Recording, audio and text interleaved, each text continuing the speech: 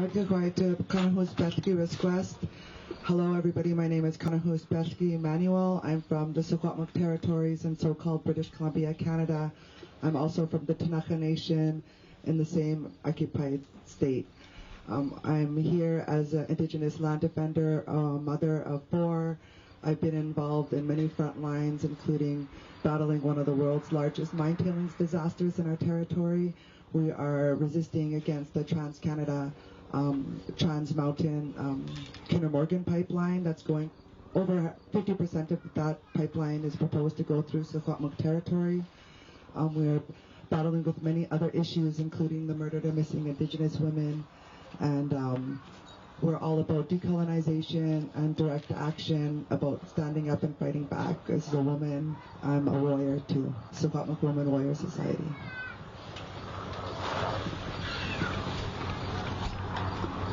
Hello, my name is Tomakawa Dewi.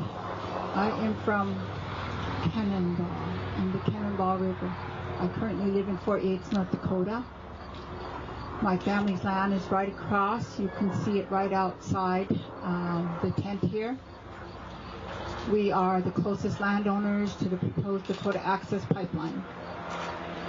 We have been here since April 1st when we first established the camp, the Sacred Stone Camp. We named the Sacred Stone after the original name of this place. The place that you are in is called the place that makes the Sacred Stone. And the river is the river of the Sacred Stone. And a long time ago, before the Army Corps came and flooded our land, the Cannonball River met the Missouri River and created this whirlwind at the front of the river. And it created these round sandstones. So along the river you would see all these round sandstones. That is how the river got its name. And so that is why we named the camp the Sacred Stone Camp, because that is the original name. We are here to stop Dakota Access Pipeline. Yes. We are here to protect the water. We are here to unify all the people across the world to stand up for the water.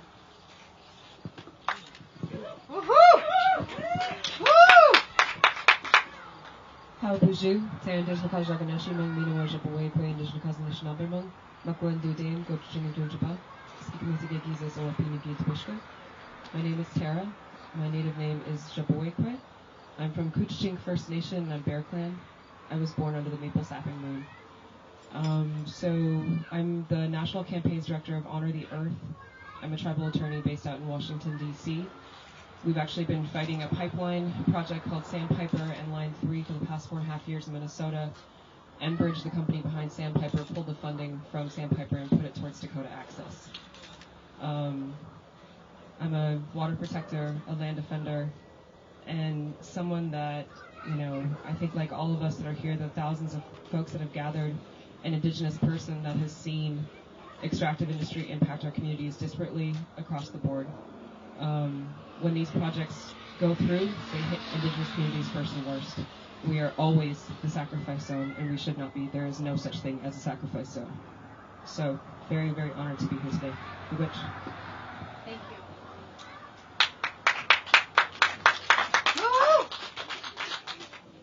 Hi everyone, my name is Helena Wong. I'm with Grassroots Global Justice Alliance. We're an alliance of over 60 grassroots organizations based across the U.S., including the Indigenous Environmental Network and the Black Mesa Water Coalition. And I am here as part of a delegation of 9 people with the Berta Vive delegation. Berta Cáceres was an Indigenous human rights, land rights defender in Honduras who was murdered in her own home this year for fighting a hydroelectric dam being built in her community. And so I'll talk more about that in a little bit.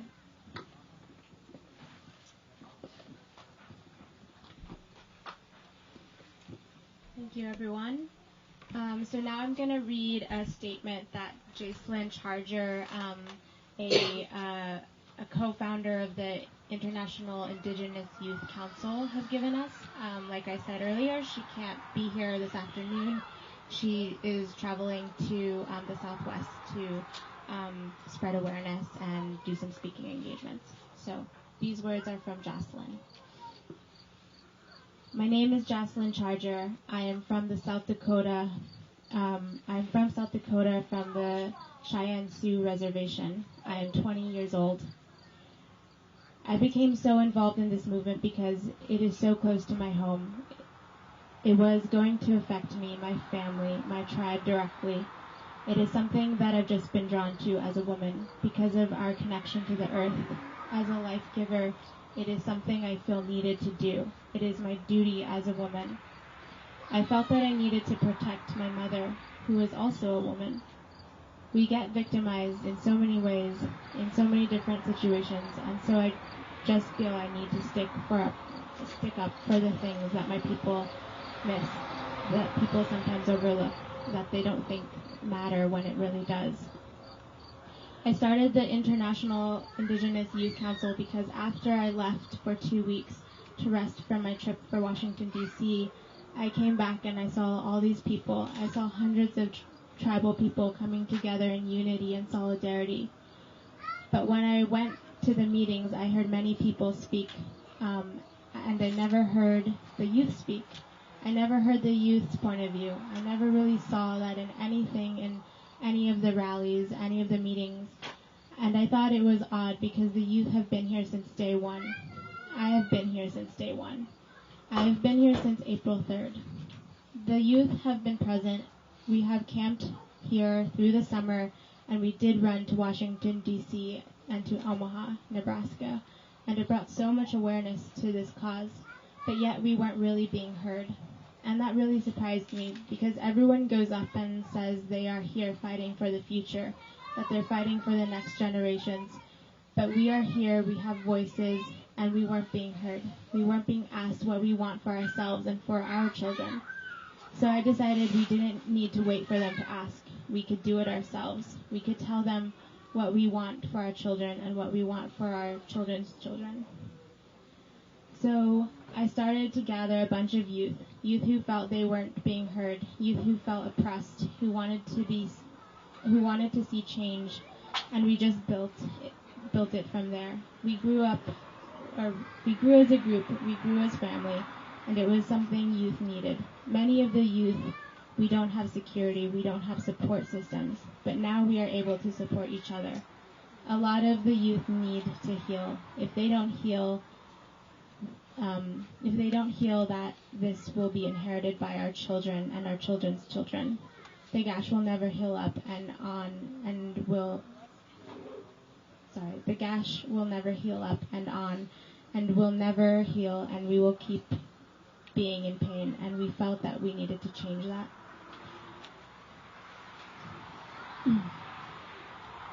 We wanted to take it a step further and honor them and honor who we are, because we remember and we are the ones that are going to carry on our heritage into the future. We wanted to come together as a group and stand in unity and solidarity and say, you will not push us aside. We will not be silenced. You have to hear us, because we are the future and we do matter. If they think we are too young, they are wrong. We are the leaders. We are here. We are not afraid to say it. Just because we are young doesn't mean that we don't know and see what is happening around us.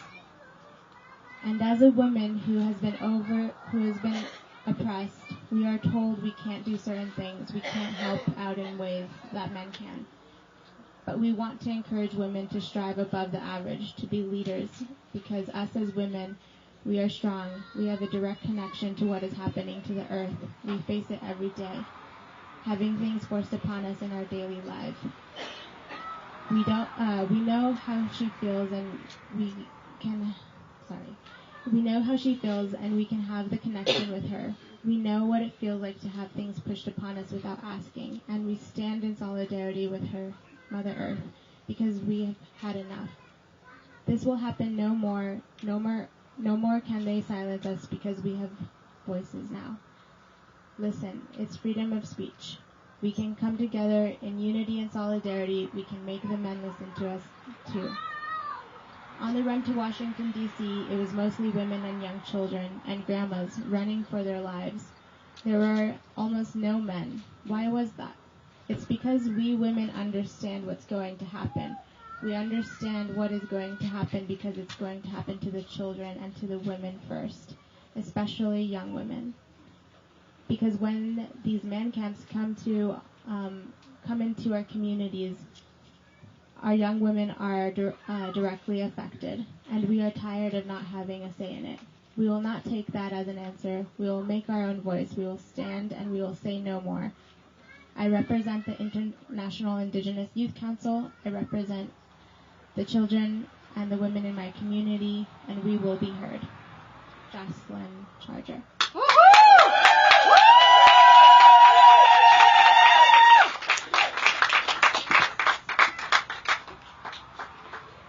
And Candy Mossett has arrived.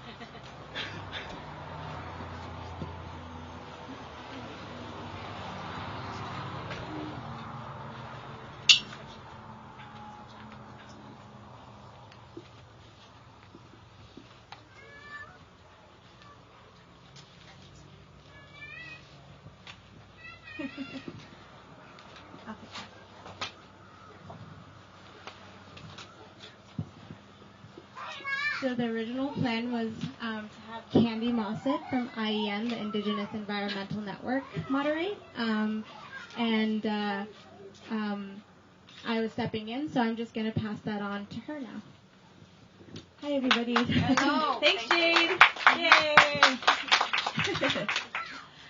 Dosha Maragua Marishima Ishuya Hets. Hello, relatives. My name is Eagle Woman. My English name is Candy Mossett, and I just greeted you in my Hiradza language. And I just want to say you're all very lucky to have this panel of amazing women. And so, without further ado, I'm going to turn it on over to Kana, who's here, and we're going to go down and hear some words from some really powerful women leaders that have been here fighting this fight at Standing Rock. Cookstrom, Candy. I just want to first of all say thank you to the people of this territory for opening up the space and your homelands to us. We had an elder delegation that came from our territory, the Secwepemc territory, and she was really proud to fly our flag here from our Secwepemc Uluk, or Secwepemc Nation. I come from one of the largest territories, unceded, unsurrendered territories in so-called British Columbia. We are non-treaty. Right now, the provincial government of BC is trying to force a modern-day treaty process on us, which is an extinguishment process for us to give up and extinguish all of our title to our territory and be granted back land as fee simple lands, just like any other Canadian could own, rent, sell, pay taxes on. And so this is one of our battles that we're fighting, and as women, but I always say that because I say we're the last of the wild Indians, like up the non-treaty. But I was asked to try to bring some connection between the violence against women and the violence against our earth. And I would like to take everybody back to like the beginning of contact when the Taino people of the Taino territories in the Caribbean, when the Spaniards came, they would cut the babies out of the wombs of the mother. And this is continuing to happen and has continued to happen since contact. And now we are fighting the same battle against resource extraction, again, cutting and ripping the babies out of the womb of the mother. Life, our life force, our water. It's the spiritual connection that Indigenous women and women in general around the world will feel for the earth because we birth babies. We have a direct connection to this baby, to the beginning of time. All of our ancestors, all of our lineage, all of everything that makes us who we are as Native women. We are fighting many front lines as women and as young women. We have many front lines, and it's all connected. And we're dealing with child apprehension issues. We're dealing with meth on our communities, alcohol in our communities, addiction, abuse, displacement from our territories, being stripped from our homelands. Those are the front lines that many of us battle in our communities just by being mothers and being caretakers of our nation. And then we are bombarded at the same time with resource extraction. So we have many front lines, and I'm sure that all of the women on this panel will know exactly what I'm talking about, and a lot of women out there. As I said, we are dealing with the Mount Poly Imperial Metals mine disaster that dumped hundreds of millions of gallons of toxic mining waste into our salmon birthing grounds, one of the largest sockeye salmon spawning grounds in the world. And I come here because I cry for this, I cry for the buffalo, I cry for the Buffalo Nation, I cry for the people that have lost something so powerful and strong, that soul food that nourishes the nations. And I think about our salmon, and I think about if we don't stand up now as the women, that we will lose our salmon forever. And there's no way to get that back. Just like the mining, when you destroy the water and contaminate the water, there's no way of getting it back to the pristine state that it once was since the beginning of creation, since we were gifted with that sacred medicine of the water. I'm a traditional midwife as well, so I know the sacredness behind the water that the babies will live in. The first times in their life is in water. And the significance behind the place that was destroyed, Yuknasenchaimetgwa, by this Mount Poly mine disaster, is that Yuknasenchaimetgwa means the breaking of the woman's water when she gives birth. The birthing grounds, the deepest of the glacier lakes in the world, the greatest of all the Great Lakes, it's called. And this is the significance, and this is why our people stand up, is because when they cry, their tears are their war paint. Their tears are their war paint to keep on going. Because we as Indigenous people are born into this struggle. As women, we have no other choice. As our warrior societies say, the women are the last line of defense. We're the ones that are called in when they need to also be on the front lines with our men. And so I see in this encampment thousands and thousands of women that are here because they care about our earth and they care about our water, and I want to say thank you, to all the people that have joined together to fight this. I'd like to say the word genocide. A lot of people don't want to say that word genocide. But genocide is the killing off of our race of people. And that's what it's doing by eliminating the buffalo, by eliminating the salmon, by eliminating our way of life, by taking and kidnapping our children and putting them into child services so they're not raised with who they are. Like who we are as Native women is powerful. And I look at the beauty of all of the Native women, it's the beauty of the earth. The earth is the blood and bones of our ancestors. That's why we love this earth so much, because when we stand barefoot on this ground, it's connected since the beginning of time to who we are. And we will fight. And we are warriors. I come here in solidarity with this whole encampment. I come here before my sister, Aloha Martinez, who spent over a week in jail, in Morton County Jail.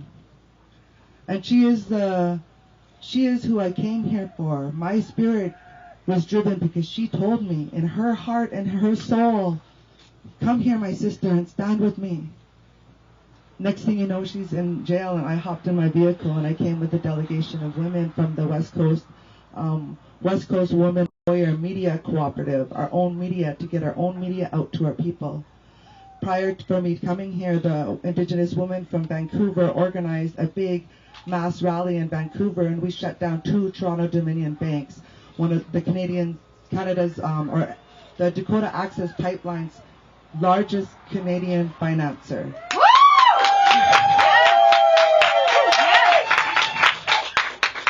And that was women. And that was women that organized it. And I'll hear it over and over again from the women and the elders, and they say, have no fear. Have no fear when we are speaking the truth and what is right.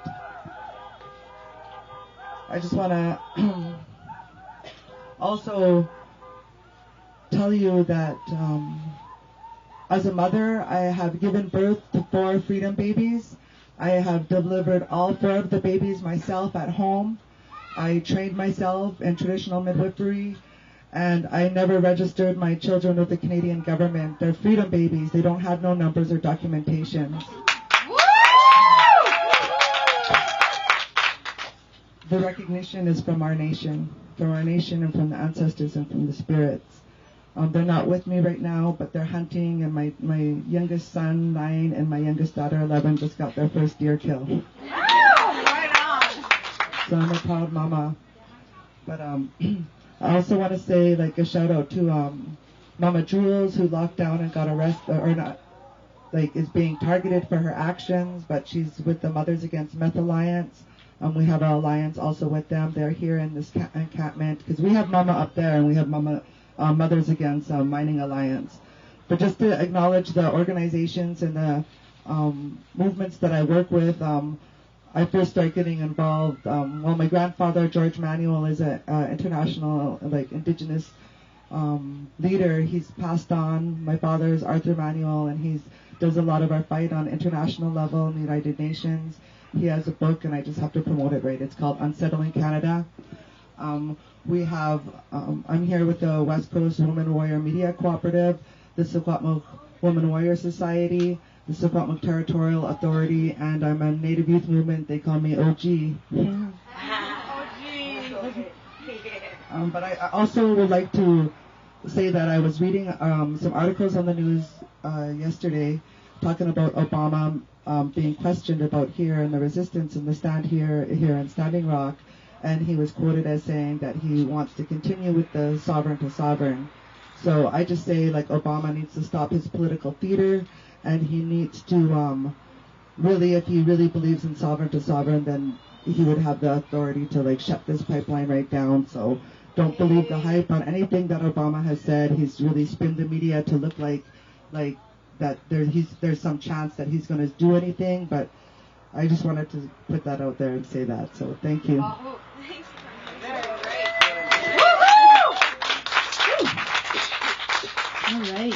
Thank you, Conahus, for that very much. We're going to keep moving on here with LaDonna Allard, who I'm going to just go ahead and let you all introduce yourselves because I don't want to mess it up. So LaDonna, but she's amazing. She's been here since the beginning. So I'll hand it over.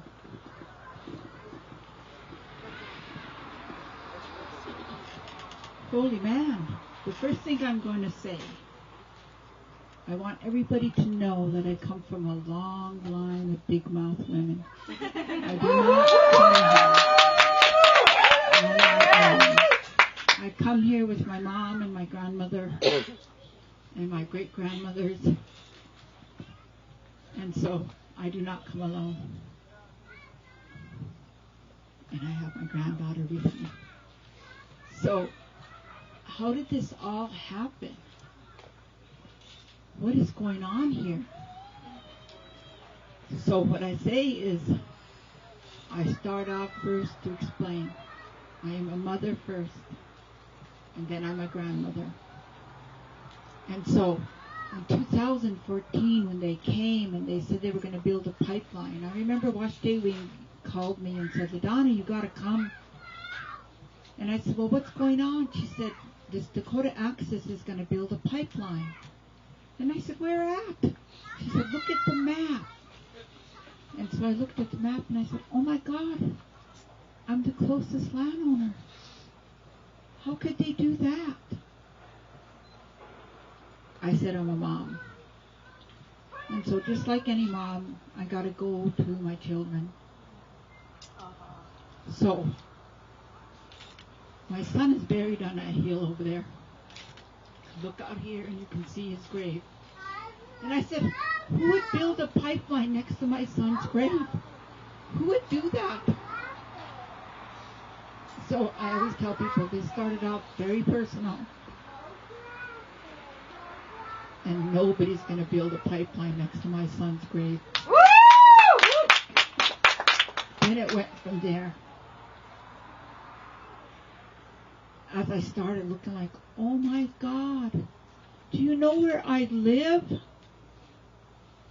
Right outside. This is where all the eagles live.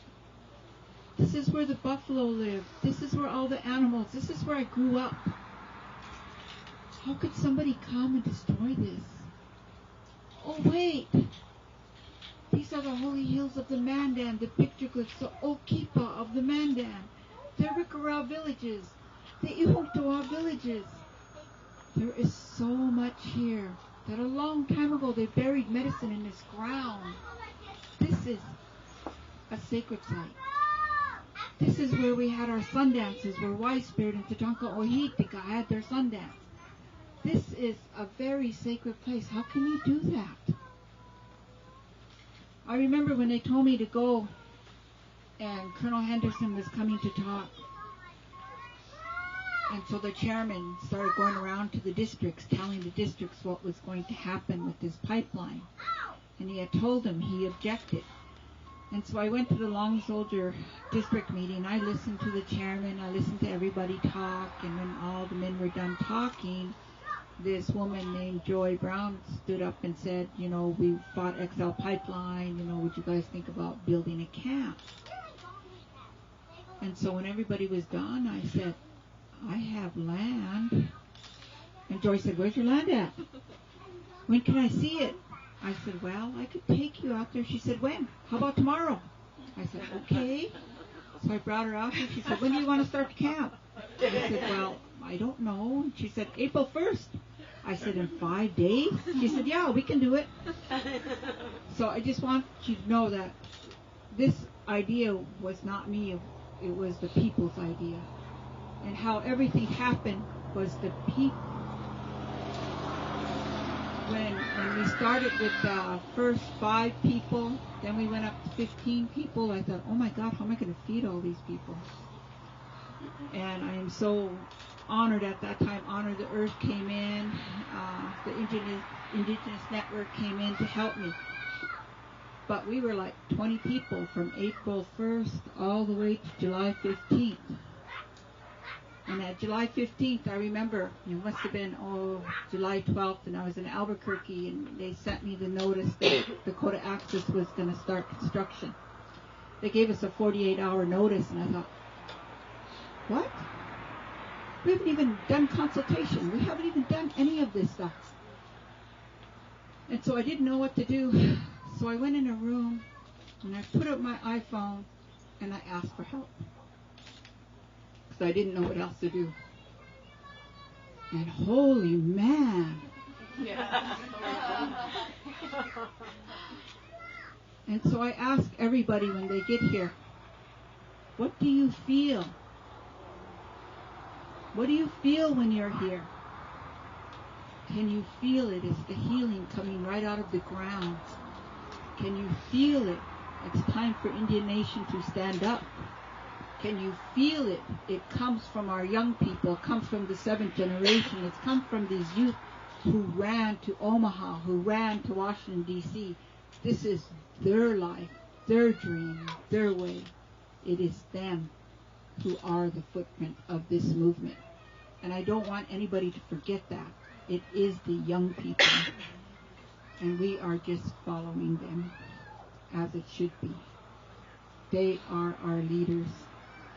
Because this is their life. I'm old now. This is their life. All we can do is help them go forward. We have to change our mind thought. We have to learn how to live with the earth again. We have to heal as Native people, as people of the Americas, as people of the world. We have to heal now. No more time. We have to be accountable to ourselves. By doing that, we become accountable to the earth and to the water. You hear them talk. The water is female. The water is us. We have to protect the water. Just like the women who bring children into this world, we bring children into this world to live. If we stop bringing children in this world, we die. If we stop protecting the water, we die. That's why I say bad things all the time. If you're a man, protect the women. If you're a man, stand up for the women. If you're a man, Lohitia, take courage. Help the women. Because we will stand. And we will always stand to take care of you.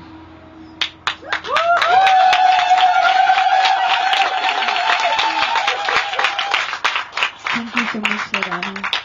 She's available afterwards. Everyone's available afterwards for interviews as well. We're going to keep moving on here with Tara Huska, who's here representing Honor the Earth, amongst many other hats that Tara wears. So just an amazing person, and I'll hand it back over here. Thanks, Kate. And I do wear an occasional hat or 10. So Buju, my name is Tara, as I said before. I'm from Couchiching First Nation. Was actually born and raised across the lake in International Falls, Minnesota. There's a colonist border that separates Anishinaabe territory that we do not really, acknowledge. So for me, I guess, as a woman, it was kind of more like coming out here came from earlier this summer. I got to spend time with the Abscapakani people, and for the first time, I went sundancing. Anishinaabe people usually go fasting, but this year I decided to try sundancing. Something just called me to it. And so you have 4 days, essentially, to get as close to the Creator as you possibly can. And on one of those days, I prayed just for the water. That's, it was just a day of, all the work that we do, which is to protect the water, all over this country, all over Turtle Island. And on that day, I was honored and blessed to actually see the sun, or see the face of my son. And so that was a moment that I'll remember for the rest of my life. And it's something that when I heard this call that LaDonna put out about this pipeline that was going to contaminate, the drinking water and destroy the futures of people that were right next door to the Anishinaabe Nation, it just stirred something within me. It's a moment where you know that this really is for the seventh generation. This really is for our futures. And it's also one in which I'm sitting there in my apartment in Washington, D.C., right? And working on Capitol Hill and working as an attorney and working within this system that is so... it just treats Indigenous people so poorly. Treaty rights violated across the board. Human rights violated across the board. Respect for Indigenous people not even existent. These are when you go into those rooms, you realize that we are not even a thought. We are not part of the conversation. We are not in any way represented that is substantive. That is one that is, we are on your land. There is not even an inkling of that when you're in those rooms. I view this project, and just like the many other projects that we see, as, in my experience, I watch tribal leaders come in from all over this nation again and again and again and ask for hospitals, they ask for schools, they ask for help to stop pipeline projects, they ask for, can you help us with our suicide prevention programs, because our people are in poverty because of the constructs that you place on us. We cannot economically develop in the way that others can. And you also left us on remnants of our lands. And then watch those same lawmakers turn around and underfund a budget that's put forth. They cut and cut and cut again. And people are left with literally scraps to work with and to somehow sustain our nations. And, at the same time, the narrative is that we are, lazy and poor and not working, and, that we're living in third world conditions because we choose to. And that's really the kind of the conversation that's happening. And so this project, to me, is one that has become so much more. It is a pipeline. We do want to stop Dakota Access, and we're going to stop Dakota Access. That's going to happen. They're running into timeline barriers. We know this, right? They only have until, November, until the ground freezes, and then their permits are going to expire. That's going to be wonderful. But, I think that when that call went out, it's one that resonated within so many people because we know how this feels. We know how it feels to be forgotten people. to watch our homelands be sacrifice zones, to know that Indigenous people are the first climate change refugees in this country. That, up in Alaska, they're putting forth laws to relocate people from their homelands that they've been in since time immemorial because they're going underwater. We bear the brunt of climate change. We bear the brunt of fossil fuel extraction. And as women and life givers, we bear the brunt of the human costs of these projects. There are several man camps right around us. We know this.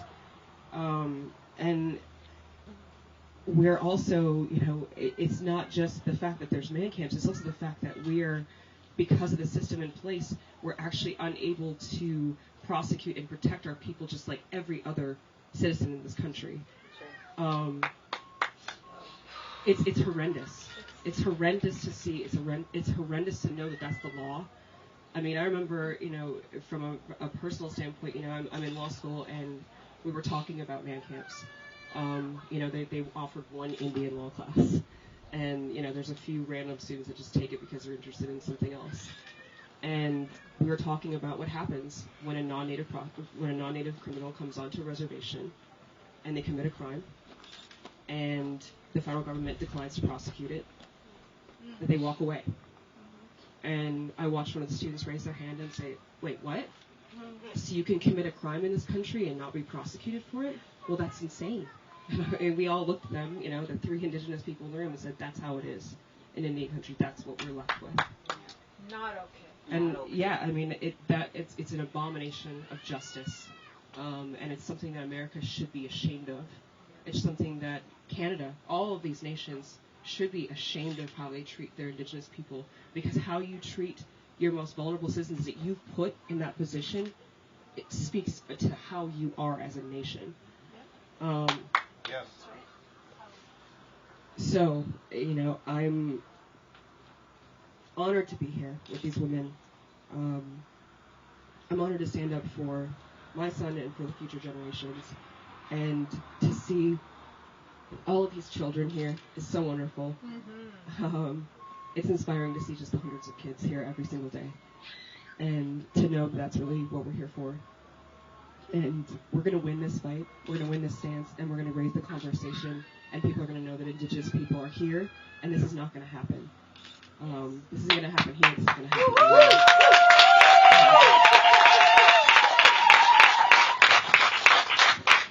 Thank you so much, Tara. Like I said, please take some time afterwards to have some more conversations with all of our beautiful women here, because there's a lot of knowledge that we can't lend to you in a short press conference. I'm going to hand it over now to Helena. Helena, thank you for being here. She's representing the Climate Justice Alliance, the Grassroots Global Justice network of folks, and a couple of others, probably international delegations. Some of you may have heard of BERTA, and so I'm going to go ahead and let Helena tell us a bit more about that and the struggle as well.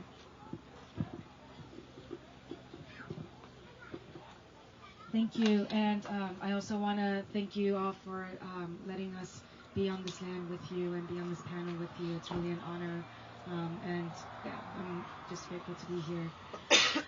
So I mentioned earlier that we're here as part of Grassroots Global Justice Alliance, Climate Justice Alliance, and the Berta Ibe delegation.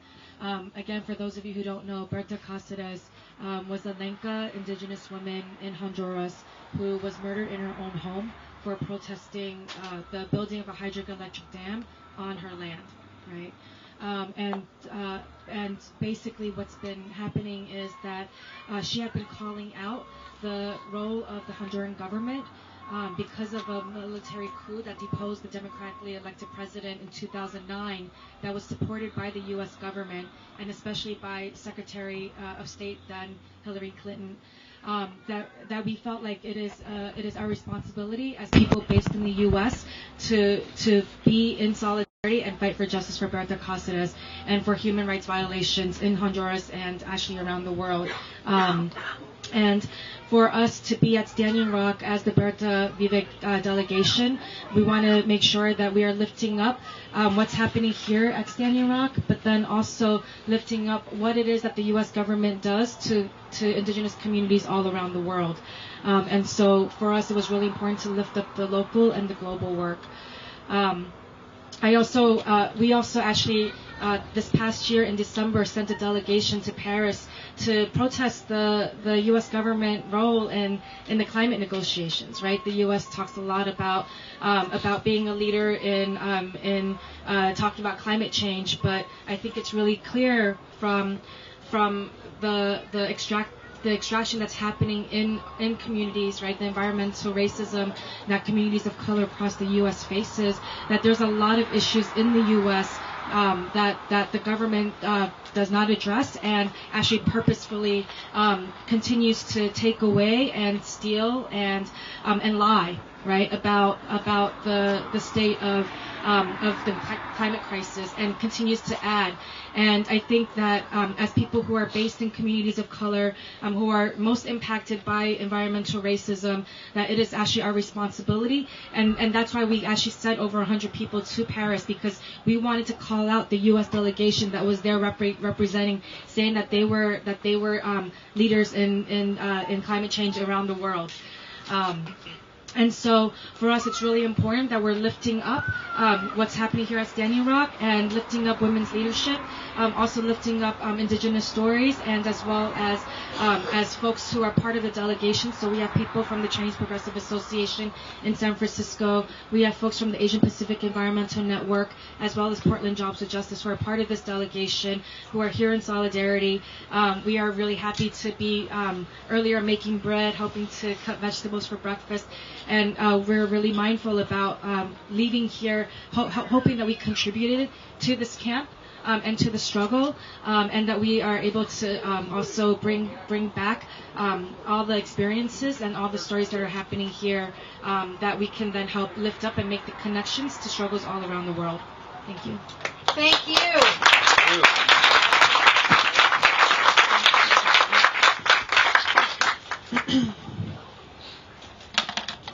So in the beginning, I introduced myself. I'm a Mandan Hidatsa Rikara woman from north of here. Many people don't know, but our tribe, the tribal council, was basically bullied by this Dakota Access Pipeline project. In December 2nd of 2015, my tribal leaders signed a right-of-way for Dakota Access to cross over our Buffalo Ranch. They said they did it because they were facing condemnation, that the company said they were going to take the land no matter what. And so our tribal leaders said that they did this because they thought we should get something instead of nothing. I don't think a lot of people understand where this oil is coming from in the Bakken Formation. The shale that is here in North Dakota that started in my community, where when it came around 2008, we saw violence against women increase by 168%. No. And I don't even know if you can wrap your mind around what that means, but like, women started getting raped. There was sex trafficking happening. When all of these man camps came, thousands of men from around the world came and camped in our backyards. And some women, some kids, 12, 13, 14, 15, 16-year-olds willingly went into man camps, thinking that they would maybe get paid for services, and most of them were just raped with no way to help them legally. And then they got even more crazy, and they started trying to kidnap our kids right from our elementary schools.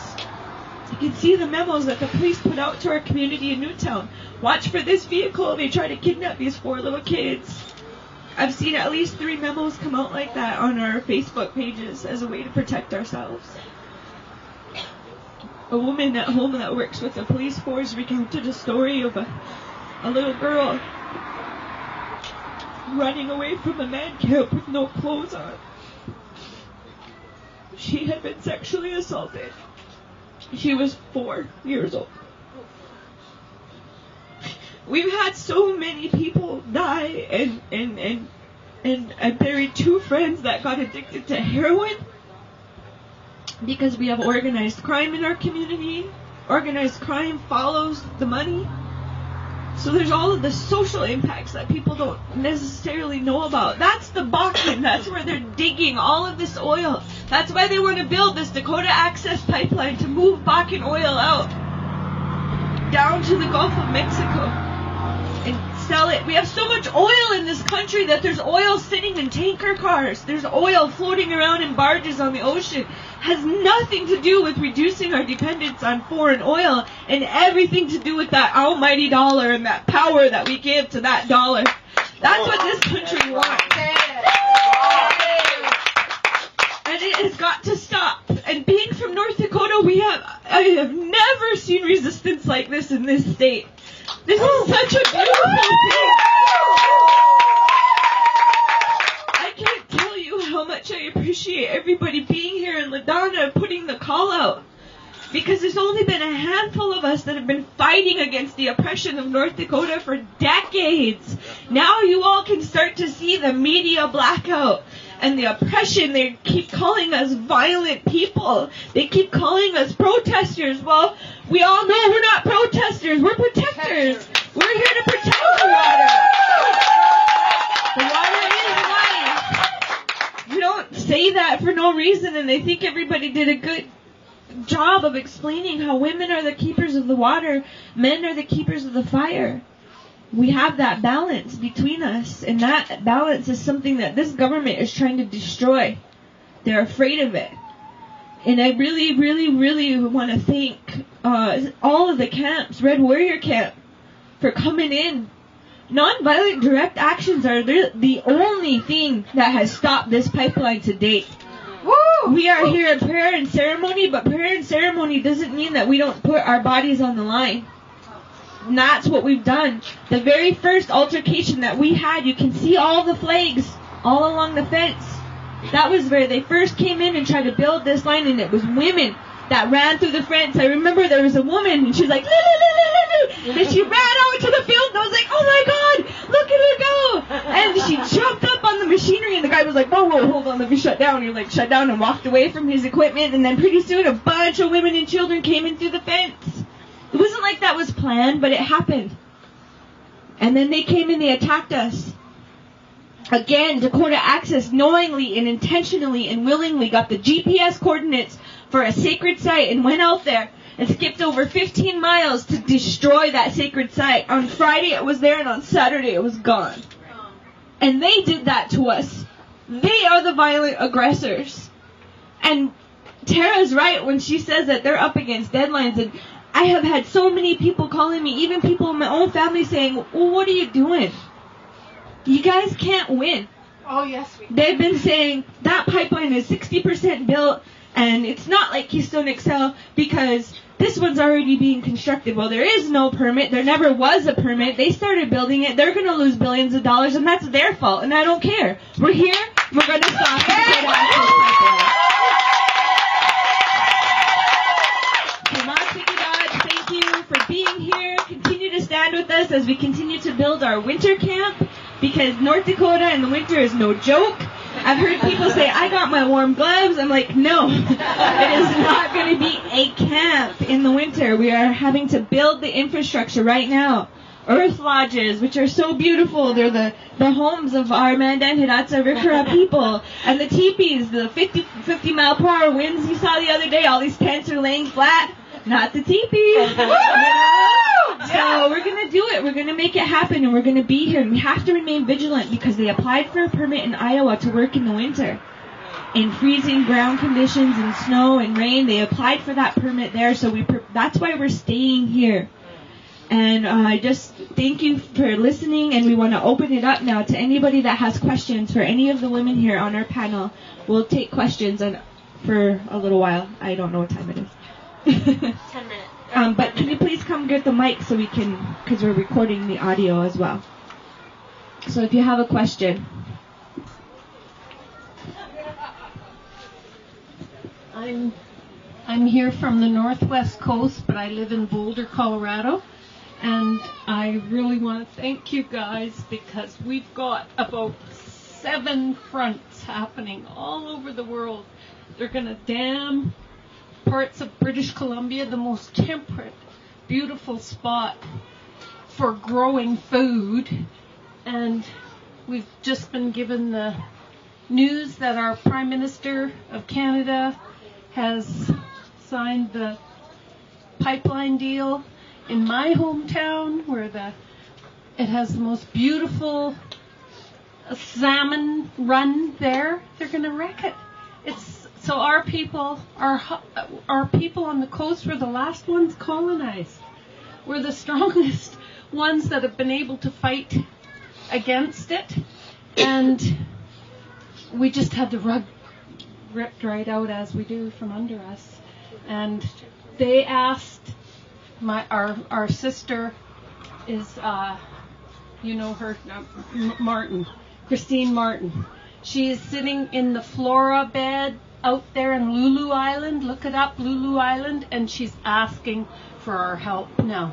So I see a really good joining we can do between the North Canada and the States, and thank you for allowing us to be on your land here. Thank you.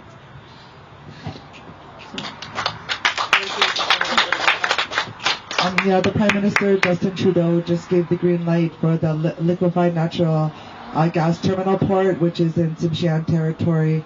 Like you said, it's Lulu Island.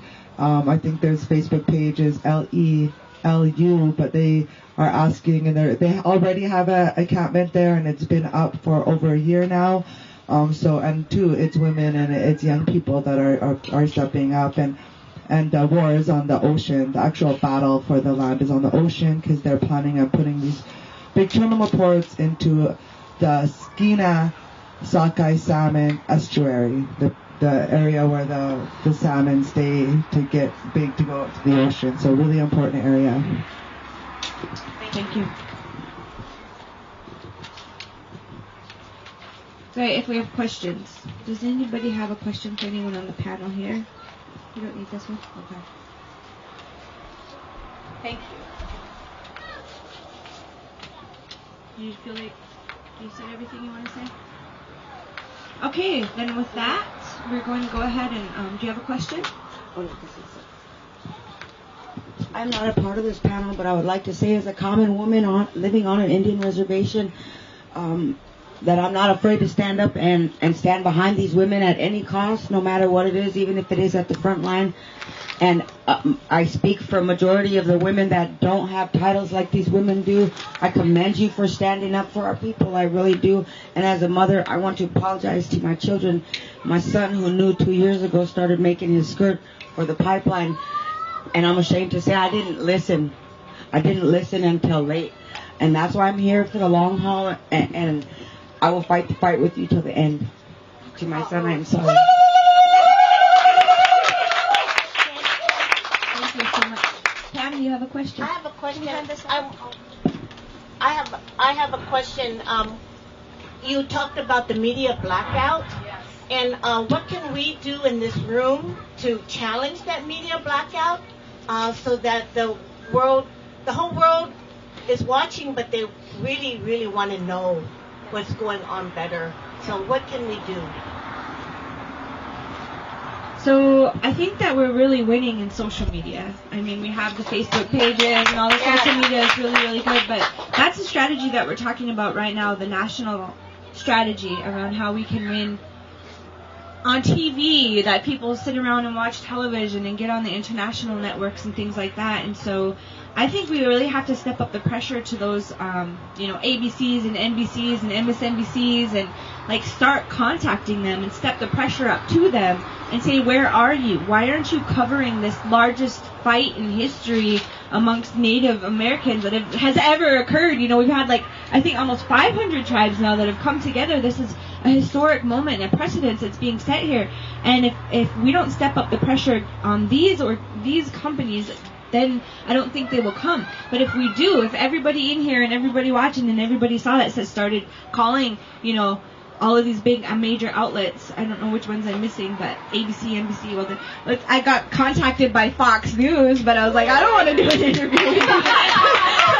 I was like, no, they're the spin doctors. I'm not gonna, talk to them. But if Fox News can reach out, because certainly these other larger major networks can reach out and find out what's going on here and what's happening here, because it in fact affects everyone in this entire planet with what's happening here. It's not like the methane and ethane emissions that we see now on the maps, the NASA maps. That air doesn't just stay here. That enters everyone's lungs, regardless of where they are. This water in the Missouri doesn't just stay here. It's going to flow down to the 28 million people that are impacted by the drinking water somewhere along the way and into the Gulf of Mexico.